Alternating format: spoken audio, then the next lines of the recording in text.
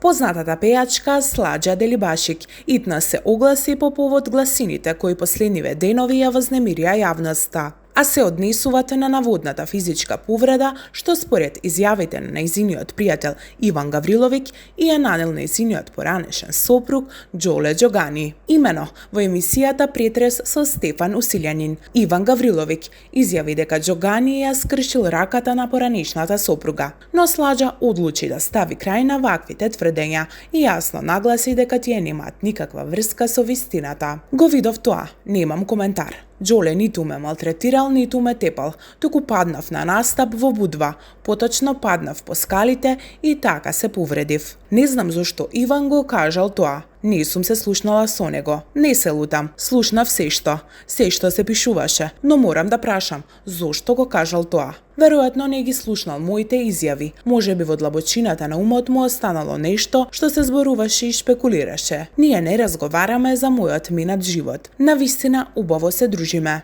Не сакам да се навраќам на минатото. Тој си има свој брак. Јас сум сама за жал. Но таков е животот, открива Сладжа Делибашик.